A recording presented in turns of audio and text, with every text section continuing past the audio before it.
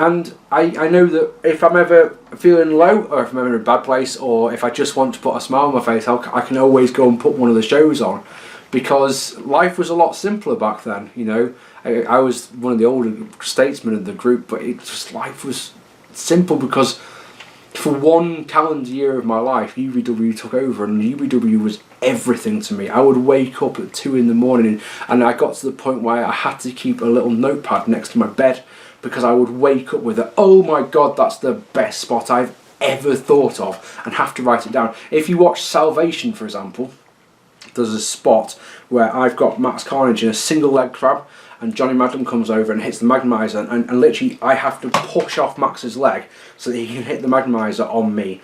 And it looks so fucking smart, and it literally came to me the night before in a dream, where I came up with it and was like, oh, I woke up and like, you have to write that down. Told Max about it on the drive to the show. Told Johnny about it when we got there. It literally looks perfect. And if you actually watch it, I've actually got Max in a Boston Crab. I've got both his legs.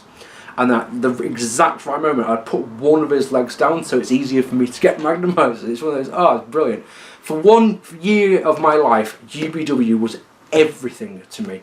I would get through work shifts by thinking about UBW. I would think about how much I was looking forward to the tapings. I remember every taping that we did, I would drive home and not say a word. Me and Max Carnage and Danny Ace would come to my house on the Friday night, and we'd watch the previous show, and I'd have a drink and have a smoke, and then Danny would get the train home, and me and Max would drive home, and we normally drive home in utter silence, because we were so like, we got so hyped up about the taping, like, this is going to be fucking great. And then it was just that, you know, when you look forward to something so much, and it happens, and then you're just like, oh, what am I going to do now? And we just drive home and, oh. But then, of course, the process starts the next morning. You know, if you go home and you rest up a bit, you have a Radox bath because you're in so much pain.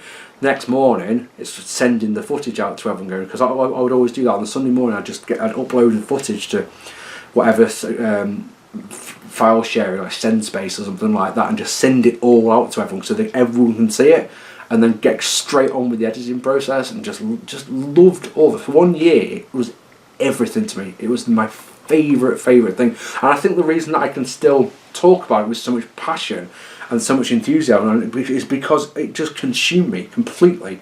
And like I said a moment ago, I'm very, very protective of it. I do not like people criticising it. The only people who are allowed to criticise it were the people who are involved. Anyway, as an audience member, you know, looking inwards, you are not allowed to take the mickey out of it. I just won't let it. It's mine. It's my baby, and it's just something I'm so bloody proud of, because you see, if you ever see Backyard Wrestling today, you know, the kids these days, they can build, you know, there's instructions online to build a ring. It's dead easy to do, and you just go, well, I've never even considered that, because we're coming from all over the country, we didn't have that luxury, you know. And it's just, the fact that we're sat talking right now, that you're watching me now, is bloody brilliant. I love it. Because it means that you were watching this. You were either a roster member, or you're an audience member, or if you watched one match of UBW and you enjoyed it. If I getting the shit kicked out of myself made you smile, that made me happy, and that means I did my job properly. You know. Really did take over.